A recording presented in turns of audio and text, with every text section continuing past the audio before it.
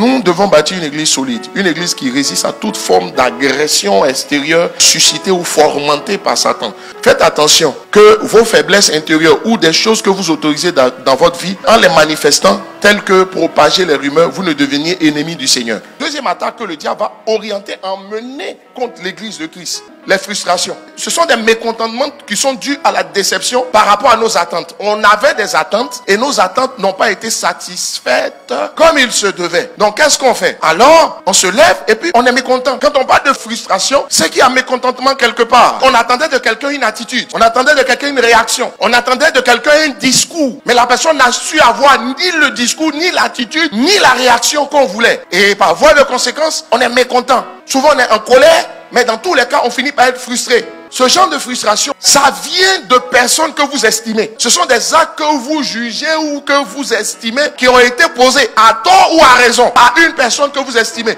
Une personne qui est importante pour votre vie. La frustration est liée au regard que vous portez sur une situation. C'est pourquoi le Seigneur va dire dans sa parole, l'œil est la lampe du corps. Si ton œil est en bon état, tout ton corps sera illuminé. Mais si ton œil est en mauvais état, tout ton corps sera dans les ténèbres. Dans Matthieu chapitre 5, verset 29 à 30, si ton œil droit est pour toi une occasion de chute, arrache-le. On n'a pas dit va appeler quelqu'un pour te l'arracher. On dit toi-même, arrache-le. On n'a pas dit fais-toi aider dans l'opération, dans l'entreprise d'arracher. Toi-même, arrache ton propre œil. Et lorsqu'il parle de l'œil, il est en train de dire ton œil est pour toi une occasion de chute. Ce qui peut te faire tomber dans le péché, ce qui peut te faire pécher. La Bible parle de l'amertume et de la racine d'amertume. Toute racine d'amertume finit par entraîner l'amertume. La racine, pour vous dire la cause, la face non visible de l'iceberg. Il y a des occasions de chute en nous. Il y a des choses qui peuvent nous faire pécher. C'est ta manière de voir, d'interpréter les événements. C'est pourquoi il parle de l'œil. L'œil droit. Le droit, c'est la position privilégiée. Nous serons assis en tant que chrétiens à la droite de Dieu. Autrement dit, il parle à des chrétiens, il ne parle pas à des païens. Si ta main droite aussi est pour toi une occasion de chute, coupe-la. Couper, arracher, c'est la même chose. C'est le même exaéro. La main sert à saisir. La main sert à prendre. Donc, lorsqu'on parle de ta main droite, on est en train de dire tu as des prises de position, souvent qui vont te faire pécher. Face à certaines situations, tes prises de position vont devenir des occasions de chute scandaleuses, des sujets de scandale, des pierres d'achoppement pour toi. Si tu n'as pas envie de tomber dans le péché, chaque chrétien doit traiter avec ses prises de position, chaque chrétien doit traiter avec sa manière de voir. Il ne s'agit pas de ta manière de voir, il ne s'agit pas de ta prise de position. Qu'est-ce que Christ voit? Qu'est-ce que Christ dit? C'est de ça qu'il s'agit. Exaéro signifie en français délivrer, ça signifie sauver. Quand il dit exaéro et il dit toi-même arrache ton œil, ça veut dire quoi? C'est à toi-même de te délivrer de tes frustrations. Jean 3,16 dit ceci: Dieu a tant aimé le monde qu'il a donné son Fils unique. Le monde est ennemi de Dieu. Le monde pêche contre Dieu. Le monde ne fait pas ce que Dieu veut. Quelle prière le monde a fait pour que Christ décide de sauver le monde? Qu'est-ce que le monde a fait pour Christ? D'ailleurs, le monde a fait des choses contre Christ. Ça veut dire qu'il faut apprendre à aimer une personne au-delà du bien que la personne vous fait et en dépit ou malgré le mal que la personne fait contre vous. Dieu regarde quelqu'un comme Gédéon. Il l'appelle vaillant héros. Ça veut dire quoi?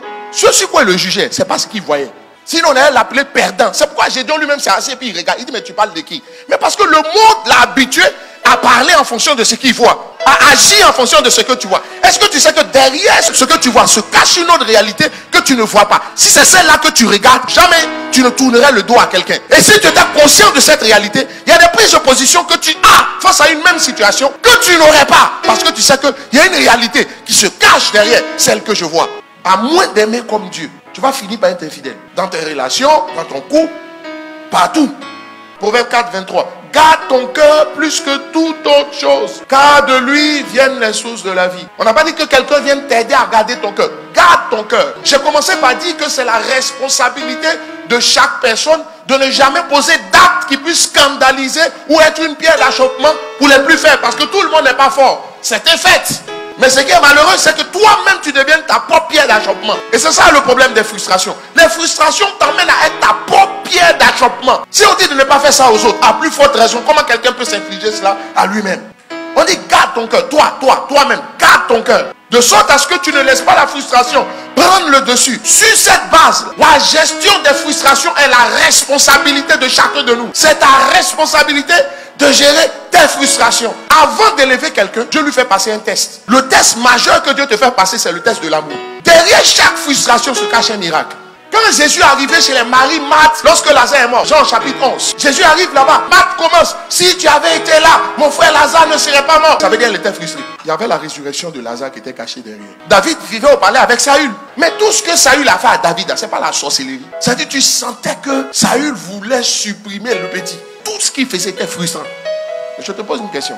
David a-t-il quitté le palais? La royauté en Israël, c'était de père en fils. David savait que son père n'était pas roi. Donc c'était une faveur, un privilège pour lui de se retrouver là. Parce que pour devenir roi, il faut avoir appris à exercer la royauté. Et aucune possibilité ne lui était offerte pour pouvoir apprendre ça. C'était un point en or. La possession de Saül n'était qu'un prétexte pour Dieu pour l'introduire au palais. Et Dieu trouvera toujours un prétexte pour t'introduire dans le théâtre des opérations. Là où ta destinée doit se faire. Il y a un miracle derrière ta frustration. Mais ce miracle-là, tu n'y as accès que quand tu surmontes, tu surpasses, tu te mets au-dessus de ta frustration. Pourquoi on dit garde ton cœur plus que toute autre chose? Le véritable enjeu, c'est dans la gestion de son cœur et des émotions qui peuvent naître dans notre cœur. Mais ton incapacité à gérer tes émotions te font rater le plan de Dieu. Il faut savoir prier, mais il faut savoir recevoir la réponse de Dieu. Si on considère que les prières nous aident à adresser des demandes à Dieu, une autre capacité, habilité qu'on doit avoir, la capacité de savoir recevoir. Tu as demandé, quand la réponse vient, tu ne sais pas comment elle vient, donc tu continues de prier. C'est la responsabilité de chacun de nous, pas quelqu'un. Ce n'est pas le pasteur, ce n'est même pas celui qui t'a fusé. Ce n'est pas sa responsabilité de te délivrer. On dit délivre-toi toi-même. Exaéro ta main, exaéro ton œil.